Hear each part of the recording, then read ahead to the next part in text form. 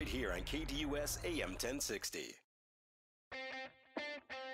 The Varsity Sports Show presents the SaberCat Report with Saguaro High School baseball coach Joe Mickey. And now, here's the SaberCat Report.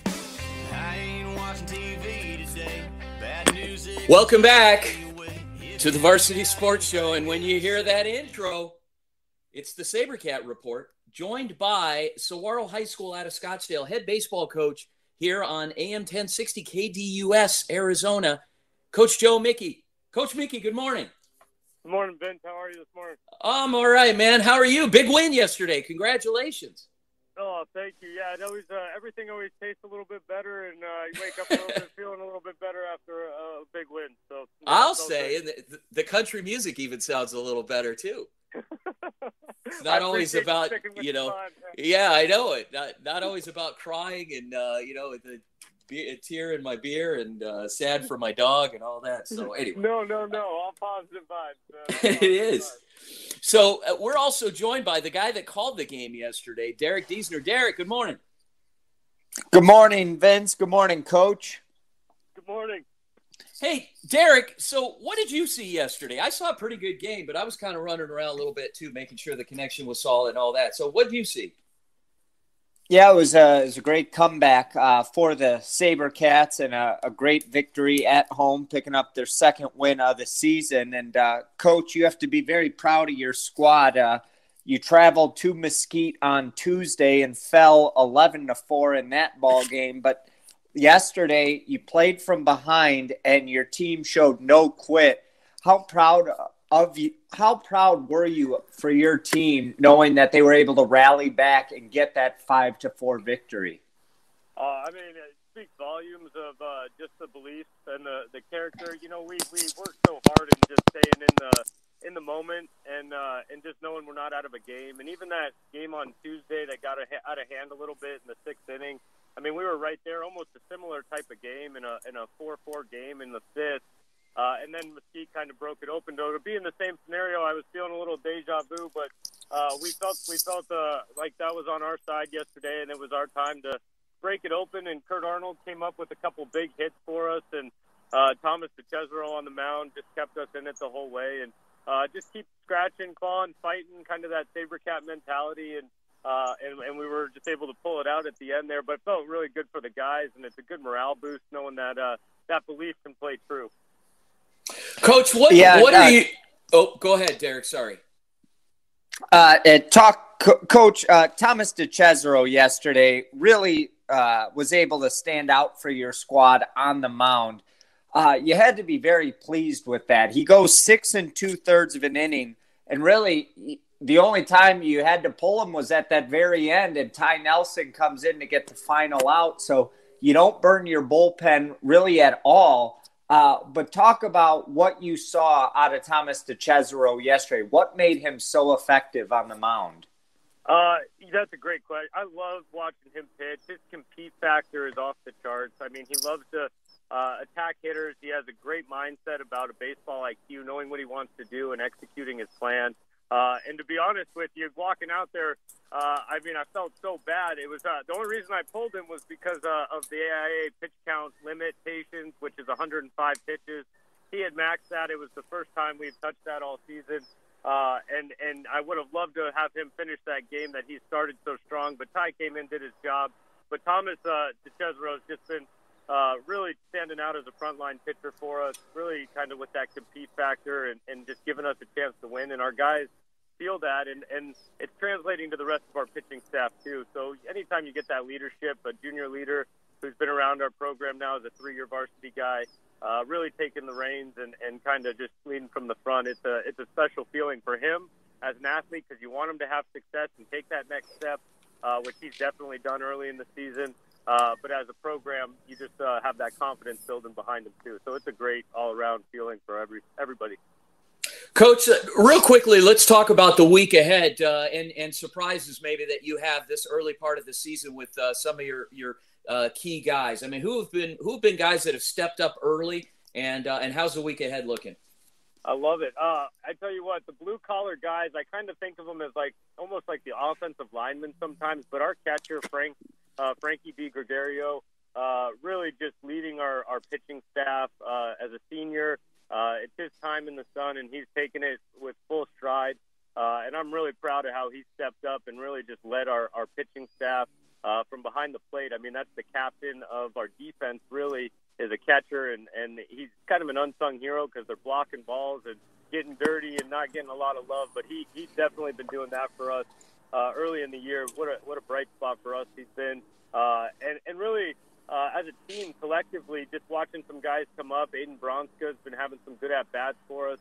And really, even our outfielders, Tanner Nelson is a sophomore who's come up with some big knocks and good at-bats. To your point, the week ahead, American Leadership Academy, I don't know a whole lot about them. I love that about high school baseball is I look at these scores, and some teams pop out one day and beat somebody that got run ruled a couple days earlier. So ALA, I don't know a ton about, but I know they're going to be competitive, and they've been in a lot of games. So I know they're going to give us all they can, and hopefully we find ourselves in a good spot after a big win on Friday. All right, Coach. Thanks so much, and have a great week, and we'll circle back with you next week, Coach. Coach Joe Mickey, Saguaro Baseball, here on the SaberCat Report. Yes, sir. I really appreciate you. I'm going to ask for one softball last 20 seconds here. When you asked about my assistant coaches, I left out two really important coaches. One, my administration is always an assistant coach for me. I want to give them a lot of love. They were out at the game yesterday. And the most important assistant coach in my life is my wife. And I didn't give her a shout last week. Oh, listen to this. And she probably never let you forget it, did she? Oh, I really knew better, but she gets a lot of love for letting me do what I do. So I appreciate you letting me give a shout out to her. Not a problem, Coach. You got to take care of business. So good job there, and it reminds us all we have to remember that. So anyway, Coach, we'll talk to you next week. Way to go, good win. Thanks so much. Appreciate you guys. All right, take care. All right. So Derek, joining us on the line is a special young man. I want to bring him on because I want to talk to him. Really proud of this guy for the fact he's a two-sport athlete. His main sport is football, but he kind of toyed around with the Saguaro basketball team a little bit as a power forward this year. Had a lot of fun with them, and he just got a scholarship offer, so he is set. And he'll play out his senior year and then go on to greener pastures. I don't know how much greener the pastures are when you're at Saguaro High School. It's definitely, got to be something special if you call it greener pastures. But we're joined by Saguaro defensive end, Tristan Monday. Tristan, good morning, sir. Good morning. How are you? Oh, I'm all right, man. Hey, congratulations. So you're going to be a Wildcat. Yeah, I am. I'm actually down here right now at the practice facilities. Wow, you got started right away. So Arizona Wildcats, congratulations. So tell us about how the recruiting process went for you. I mean, was it a tough decision? Were there a lot of schools involved? How'd all that play out? And did these guys cringe when they knew you were playing basketball? No, they actually love the fact that I was playing basketball. They love the fact that I'm a two-sport athlete, and my play on the court transitions to how I play in football, so they loved all of that. And as far as the recruiting process, there were a few other schools, but U of A really took the cake with how they recruited me and the amount of energy and effort they put into recruiting me. So Tristan, now that you've signed on with U of A, you kind of know now what your future holds. Does that kind of lighten your load from a mental standpoint now, knowing that your future is set? You can kind of go out there and get prepared and enjoy your senior season, and next year for your senior year, will you still play basketball or will you only focus on football?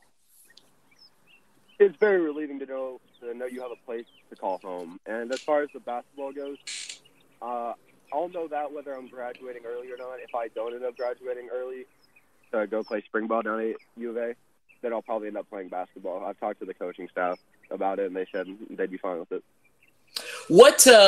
So where do they have you penciled in when you get down there? What position? I know you'll be playing defense, obviously, but where do they see you playing? They should be playing outside linebacker for them in a 3-4 system. Nice. Wow. And more importantly, are there going to be, after mom and dad, are there going to be tickets for the Saguaro broadcast team? I'll see what I can do. Wait, people are laughing over there. Why are people laughing? Come on now. That's my mom. That's my mom. Oh, come on, Mom. Yeah, no. Hey.